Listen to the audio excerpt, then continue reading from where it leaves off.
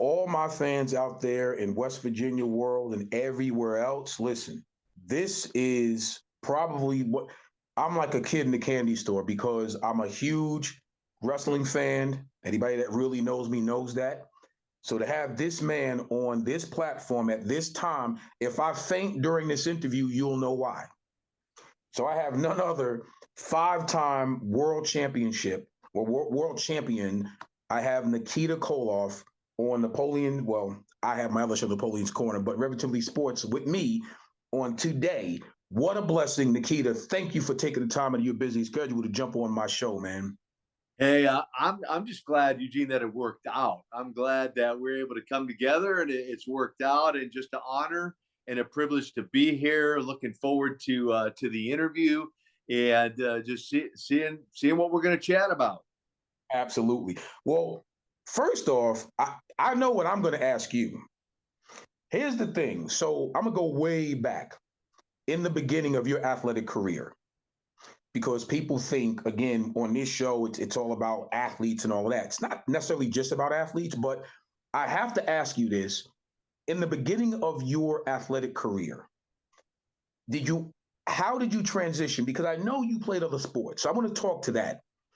What other sports did you play? So, I just a little quick backstory. Age 12, I say stumbled across, but came across a magazine called Iron Man magazine. It was a bodybuilding magazine. And I just became enamored by the guys in the magazine. I'm flipping through the pages and, all these build muscle guys. And I was maybe 100 pounds with rocks in my pocket, dripping wet, at the time as a 12-year-old. And I just thought, Eugene, I remember thinking to myself and saying even, one day I'm going to look like one of those guys. And I went and bought a 110-pound plastic weight set from a company called Sears and Roebuck. I think it was called back then. Aged myself, but and just started reading the articles and lifting the weights and trying to eat better at age 12. And then really kind of fell in love with football and in the NFL. And again, I thought to myself, or said to myself and to some others, one day I'm going to play in the NFL. So football and weightlifting really became early on a real passion for me. I realized I couldn't play basketball because one dribble and the ball would disappear, and I'm like, where'd that sucker go? I couldn't find it, and I couldn't dribble without looking at the ball. And I'm like, okay, this sport's not for me. I tried ice skating. I thought, well, maybe hockey too. No, that wasn't going to happen. I couldn't stand up on a pair of blades, no matter how much you paid me. And then I will say I tried 1 year of baseball, Babe Ruth League baseball, where I learned to be a switch hitter because I hated the curveball and was equally well on both sides. I hit an equal amount of singles, doubles, triples, never got it over the fence. But I realized I don't think baseball is for me either. So I just centered in on football and weightlifting. Wow. Wow. Now, interestingly enough, from football, how did you get introduced to wrestling? So that's really kind of a crazy story. See if I can give you the condensed version of that. So I played high school, played college football, scouted by the NFL my senior year. I'd actually suffered which you'll probably relate to or be familiar with, when LT broke Joe Theismann's leg. I actually predated Joe Theismann. I actually fractured my right leg my freshman year in college, just like Joe, tibia, fibula, both. rehabilitated that injury, came back, played 3 more years, only to fracture my left leg my senior year. Wow. Put a damper on the NFL on their part, not on mine. I was still Right. determined I was going to make it, and so graduated from college and was in the gym about 8 hours a day, just rehabbing that injury, determined to get a tryout. In the meantime, some of my buddies, some of my high school buddies, my college buddies, got into this wacky world of professional wrestling. Some names, some recognizable names, Eugene, that you and your followers may, if they're wrestling fans at all. Guys like Mr. Perfect Kurt Hennig, Ravishing Rick Rude, the Z-Man Tom Zink, Crusher Khrushchev, aka Demolition Smash, aka Barry Darso, Joe Laurinaitis, aka Road Warrior Animal, Mike Hagstrand, Hawk. So a lot of my buddies got into it, and I'm still training for a pro football tryout, and I got a random call one day from Road Warrior Animal, gave me the number of a promoter in Charlotte, North Carolina, shared with me the idea of this Russian nephew for a guy named Ivan Koloff, the Russian Bear. Made a phone call, had a 5-minute conversation with the promoter, sight unseen, made sure he understood, Eugene, that I had no amateur wrestling background, 0 professional training before I drove 1,200 miles to a city that I'd never been. He was good with that. I showed up the day he said to be there. Nikita Koloff is born in the hallways of Charlotte, North Carolina in 1984. Wow. And the rest, as we say, is history, right?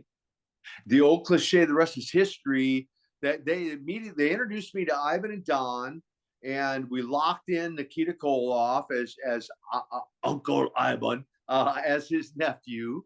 And then they put me right on an interview set, said, don't talk, take your shirt off. Yeah. Oh, by the way, remember age 12, Iron Man magazine? I said, one day I'm gonna look like one of those guys. Fast forward 12 years later, I went from that 100-pound weakling. The day I walked in Jim Crockett's office, I was about 285, 8% body fat with a 34-inch waist. Put me on the interview set and said, you don't talk, you don't speak any English. I'm like, easy peasy. And when we finished the interviews, Eugene, they said, be in Raleigh tomorrow night. You're going to wrestle on television, never having been in a wrestling ring. Wow. True story. Yeah. Oh, yeah. 100% of it. Yeah. And Jesus. showed up at Raleigh and a sold out crowd. And we got there a little late, didn't have time to really get in the ring. So in the dressing room, they showed me a handful of moves, and 11 seconds later, I had my first win in professional wrestling on television. That was my debut. Man. So how does it feel to go from that experience to be a world champion? I mean, it's just a crazy journey when I look back on it, for real, because as I just shared my debut, from there, here's how quickly my career catapulted, you might say, or took off like a meteor. Within a matter of months. Now, by the way, the next 3 months, Ivan and Don Kernodle and I, my tag team partners, they were the world tag team champions at that time. We'd get to the towns early every single night. We basically wrestled 7 nights a week, drove to every town. We get there early. They would bump and thump all over the ring and teach me the mechanics of wrestling. I'd have a single match. They'd defend their world titles each night. I'd sit in their corner. Ivan would sit in my corner. And then on the drive home every night, we talk about what was called the psychology of wrestling, why they did what they did. And that's how I learned the art of wrestling. And then within a matter of months, came a world tag team champion, a world 6-man champion, and 13 months almost to the day, I was wrestling a blonde-haired guy by the name of Nature Boy Ric Flair in the first ever Great American Bash for his world heavyweight title. So all within 13 months. It's just crazy to think about. Wow. And I got to ask that. Listen, I'm a huge Ric Flair fan. I don't know anyone that's not. If you watch professional wrestling, who don't like the Nature Boy, right? Well, That I had don't. I don't for what, but hey, four horsemen go down. I just kidding, just kidding. I know that had to blow your mind because at that time, I mean, Ric Flair was. How did you get in the ring with people like him, that type of star, right? And you're still fairly new to this, and you're looking across the ring and saying that's Ric Flair. So I can't even think about the word butterflies. How did that feel? How did you take that all in and still be able to do your job at the highest level? Yes, so it's a great question. And so interestingly enough, so not only did I have no experience in wrestling at all, amateur or professional, I wasn't really like yourself. I wasn't a real fan of wrestling. I mean, I was familiar with it. I actually trained in my college days at a little sweat box gym in North Minneapolis, a name you may recognize. It was called Ventura's Gym. You might recognize that name. Absolutely. Jesse the Body Ventura. So I had met Jesse in college. And so I was somewhat familiar. I mean, I would try to catch him on what was called the AWA wrestling pro up in Minneapolis. But you know, I would sit and watch a whole show. I just try to see if I could catch Jesse on the show, right? And so I didn't even know a lot of the guys, almost in a sense, embarrassed to say, when I'm meeting guys like Dusty Rhodes, Ricky the Dragon Steamboat, Johnny Weaver, Greg Valentine. I mean, just go down the list. I didn't really know a lot of the guys, Ric Flair. And so I would come to understand what legends, many of them were on the path of becoming. Right. And all that to say, to stand in the ring across the Nature Boy, now having known him for just slightly over a year, and learning about his history and just how big a star he was and was even going to go on to become was certainly to say I didn't have butterflies would not be the total truth. But I know that I was in good hands. I often say this, Eugene. Flair was so good he could take a broomstick and make it look good because he made the Russian Nightmare look good. Wow. Wow. Traveling. I know everybody has a lot of questions about just the travel and the wear and tear that in the ring, out of the ring, each and every night. How I'm sure that took a toll on your body over the years. Yeah, and now my career was shorter than most, intentionally. I mean, I walked away. That's a whole nother story for another time. But you know, I'd set some goals. I'm a big goal setter. I'd set some goals. Actually, told Ivan and Don by the time I would be out of active in ring wrestling. By the time I was 35, I was technically 33 when I made that decision to walk away under my own terms. So I didn't sustain or suffer as many injuries as some of my peers did over the course of their career. But nevertheless, I still had my share of injuries. And you know, I mentioned wrestling 7 nights a week. In 1986, I'll put it in perspective for you. In 1986, I had 454 matches. Wow. So, Wow. so yeah. So if you do the math on that, obviously there's only 365 days a year. Right. So one would conclude we were wrestling more than once a day sometimes. So that would be accurate. And we averaged about 2,000 to 2,500 miles a week in a car traveling before we ever started flying anywhere. Wow. See, this is what I'm so glad to have you on, Nikita, because now this segues perfectly into the next piece that I want to talk about. When you talk about young student athletes and they're trying to achieve a goal, to me, the first thing has to be self-discipline.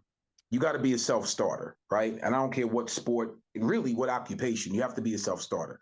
So that had to take obviously some discipline to sustain that type of rigorous schedule, but still be good at what you do. So if you don't mind, speak to that. Yeah, we had, you know, I had a real routine down. I mean, day in and day out, you know, and don't misunderstand me. I mean, there were some days off here and there, and as I got more popular and more leverage, you might say, with my success and my career, I started intentionally scheduling 3 or 4 days off here or there just to get a break, get a mental break. But the regiment, the routine I was in, would be one I mean, working out 6 days a week minimum. What was a that was just a given, that by my choice. I wasn't asked to do it by the board. That was just me. And so a couple hours a day in the gym, you know, a few hours at the arena each night, a number of hours in the car each day, a regimented eating schedule, that to maintain that 285-pound frame. At one point, about 10,000, anywhere between 5 and 10,000 calories a day, to maintain that frame, and the discipline to go to the gym every day, even if I didn't feel like it. And you fast forward now, and over 50 years later, that magazine I picked up called Iron Man, I still hit the gym typically 5 days a week over 50 years later. Wow. But see, that's what I'm talking about. And what I like, I'm big on takeaways.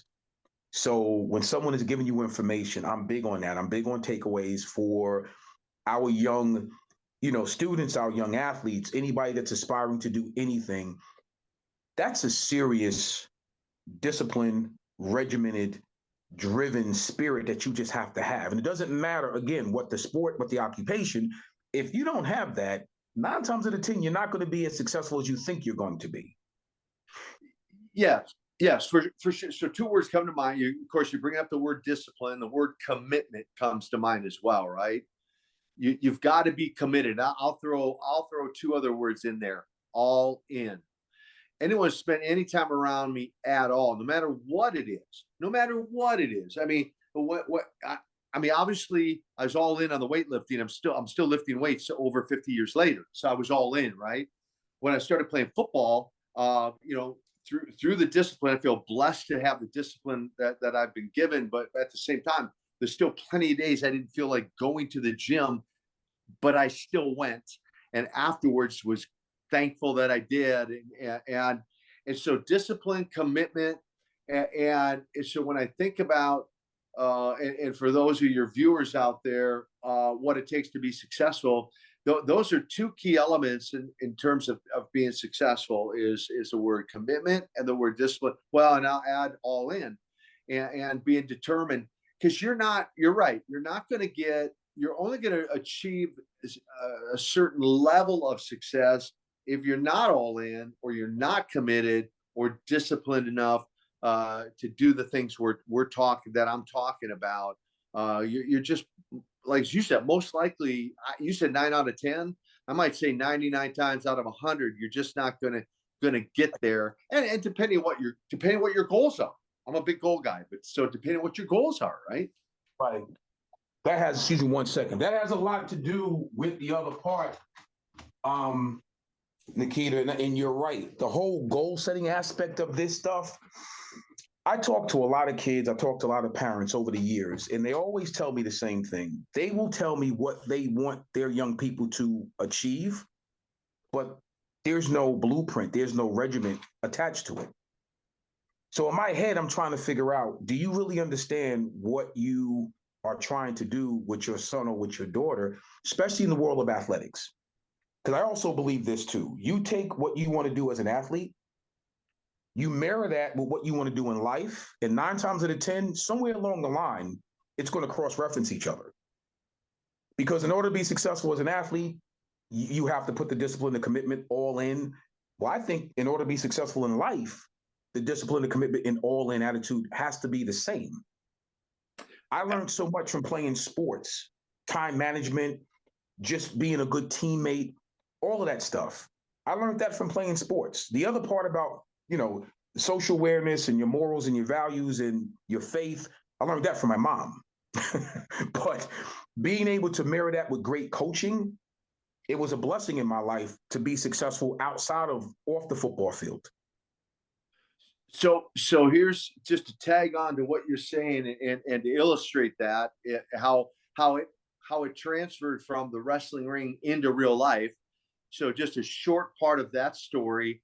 So whether it was weightlifting, football, and eventually wrestling, where I was determined, I didn't want to just be a pro wrestler. So, oh yeah, I'm a wrestler guy. No, I said I want to be a world champion. And so I was determined to become a world champion. And so I was willing to put the work in the ring, and drive those extra hours, get early to the arena, learn the mechanics, talk about the psychology, develop my character, which we hadn't even really talked about that, but I talk about discipline. I did all that. And then post wrestling, here's how it carried into real life. Of course, I diversified into various businesses, but I want to talk on a more personal level. 11 months later, after I left wrestling, I found myself at an altar, surrendering my life to Jesus Christ. And just like anything else I've ever done, I only know one way to be: all in, committed, disciplined. And so when it came to the doors of the church being open, I was there, or picking up my Bible and reading it. I did it, still do it. 29 something years later, I spent time in prayer. I spent time in worship outside of a Sunday church service. Right. And so I applied those same principles you're talking about, in the weight room, on a football field, in a wrestling ring, in real life, not only in business, but in my personal life and my walk with the Lord. And I try my best every day to model that every day for everyone that I'm around. I just sent out, I got 8 different group texts. I just sent out the guys that have attended our camp called Lex Luger and I do a camp called Man Camp, hence the t-shirt, Man Camp, every spring and fall. We need to try and get you down to one sometime, Eugene. But we do these camps, and I just sent these men out. I sent them a message, Eugene. I said, are you fasting or are you feasting on the Word of God? Because you can't go to a church once a week and listen to a sermon and think that's going to sustain you for 7 days. Just like you and I, Eugene, are not going to eat one meal a week and think that's going to sustain us physically, right? Very true. Very true. So wow. Just relying on one sermon a week, which some people don't even do that, but let's just say they do. So they check the church box. You can't rely on that one day a week and think that's going to sustain you spiritually. I'm just mentally, emotionally, and even physically. So all this ties in together, what you're talking about. Oh, no, definitely. Absolutely. Nikita, let me tell you something. It's funny.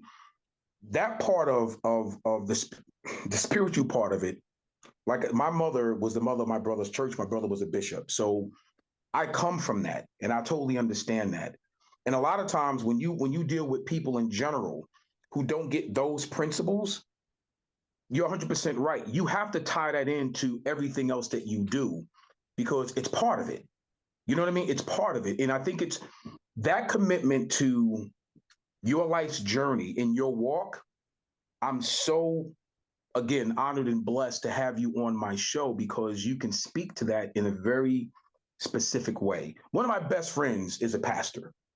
We grew up together, me playing football, him playing, I played a little basketball, whatever, with him, but a pastor, Emmanuel Holmes. And we do get a chance to talk, sparingly because he's always busy. We talk about the same stuff, just understanding where your walk is in your life as it relates to your beliefs in your faith. That commitment is a serious one. So I'm glad to hear that. Yeah, I'm so glad. Yes, it is a serious man. I mean, look, I go out. So Lex and I do these camps. I do a Man Up conference. By the way, Can't wait to air your interviews on the Man Up Show, the podcast, the radio show we did. Thank you again for that, for your time. Whether I'm preaching on a Sunday morning, speaking at a men's dinner, men's breakfast, or wherever it is, whatever I'm doing, if I'm out in the marketplace, if I'm doing autograph signings, I mean, I'll probably do a dozen autograph signings in 2023, Comic-Cons and etc.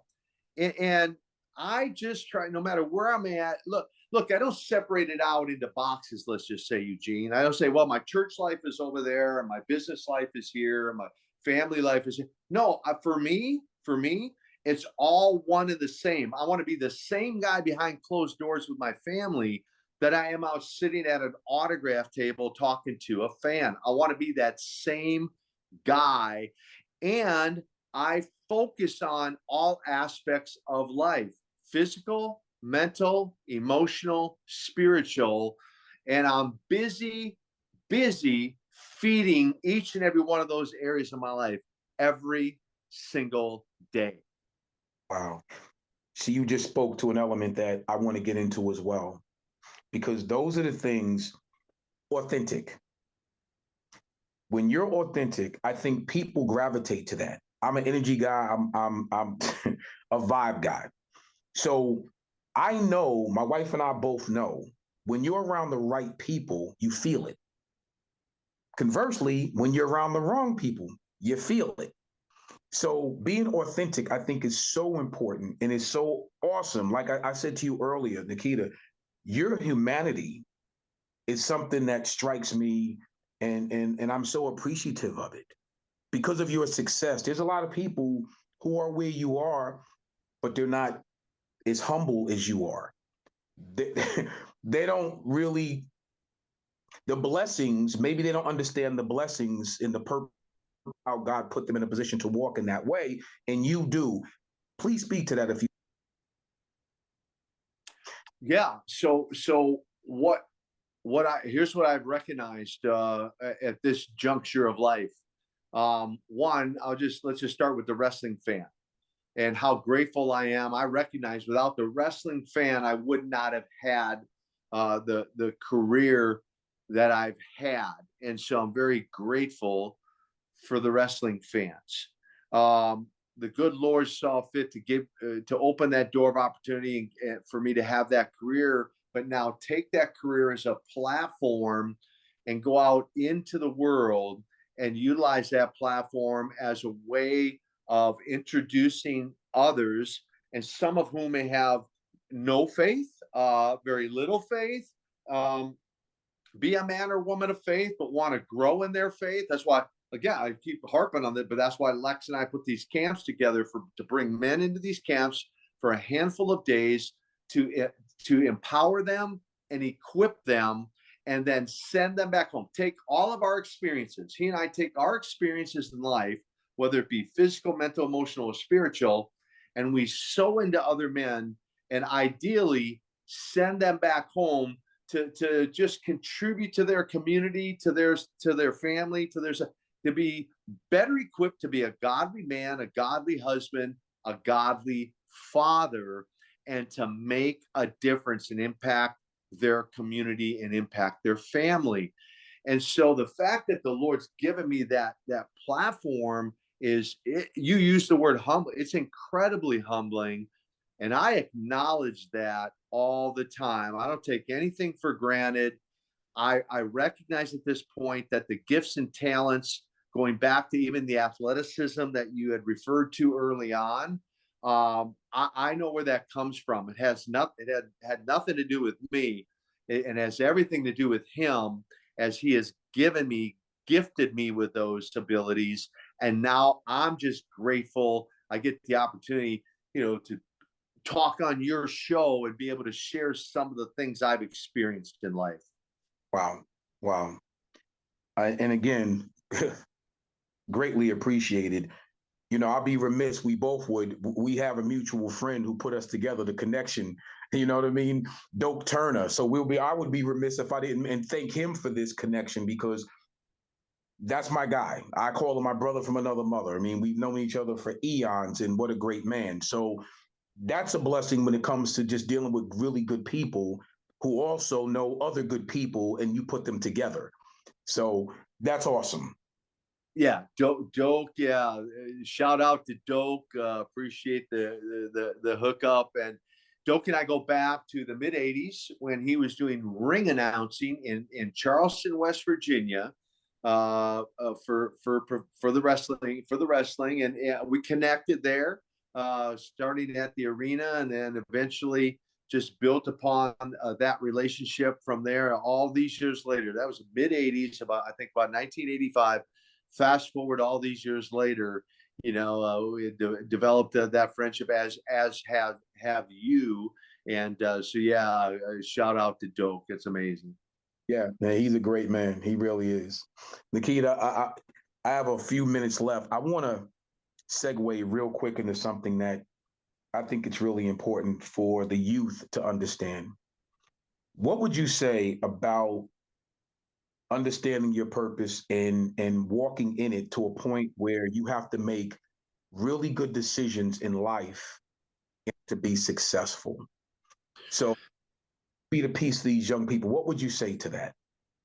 Yeah. So again, if I just do a quick recap on my own journey, I would have to address the question this way, for any young person out there. I'm age 12 and thought I had my whole life planned out. Football, I'd have a 10-year career and then get into coaching and maybe have a 20 30-year career in coaching and sail off into the sunset, living happily ever after, as the old saying goes. And honestly, for me,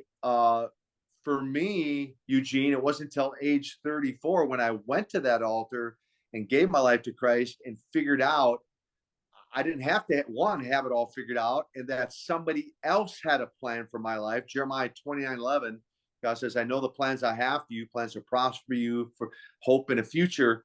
And so I embraced at age 34, I embraced the plan God has had for written, planned out for me. And the last 29 years have been far surpassed anything I did in wrestling or on a football field.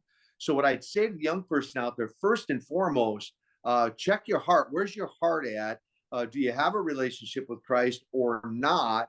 And recognize you can put all the plans in the world together and even have a level of success in life, on the athletic field, in business, etc. But without that personal relationship with Christ, you're always going to find that something's always missing. It says in Scripture, God placed eternity in the heart of every man, everyone He's created. He placed eternity in the heart. So I'm going to encourage every young person to start with that as a foundation to their life. And then from there, seek and pursue the plans God has for you. And they'll far surpass, it'll blow your mind if you do that. It'll far surpass any plans you might put together for yourself, and be far more rewarding than anything you might do on your own. Wow. Jesus, Nikita, thank you. Thank you for that. That's a word for you. Thank you so much. I appreciate your time. I appreciate your perspective. I appreciate your word, my friend. I look forward to, and I do look forward to getting down there and man camp and these sort of things in person. I appreciate that. In closing, God is unbelievable with what He does. I always say, let your will be done, not mine. Yes. Right. So Yep. this was already ordained. This was already planned. It was already written. So I'm humbled and I'm blessed for that. So thank you, my friend. Thank you so very much. Well, thank you, Honor, to all your viewers out there. Just thanks for tuning in and listening to just a little bit of my story. And Eugene, I'll be sure and send you some links and things where if people want to learn more about me, maybe pick up a copy or two of some of the books I've written and find out more about Man Camp or the radio show, your interview that we did, or other things. I'll make sure you get all that information so people, your viewers, can find out more. You can plug it right now. Where could they find some of your stuff, Nikita? Yeah, just go to simple Koloff.net, one stop shop. Koloff, Koloff, Koloff.net. I mean, you can link to the podcast where you'll hear Eugene's interview. You can link to the man camp, find out more about it. There's a store there. Currently got 2 books: My Life Story, Nikita, A Tale of the Ring and Redemption, as well as Wrestling with Success. So a couple books available. Other things in the store. I personalize, sign everything once an order is placed, and more than anything, just learn more of my story right there at Koloff.net. Appreciate you, buddy. Be in touch. Thank you, sir. God bless you, all of you out there and viewing. Nikita Koloff. God bless you, my friend. Take care.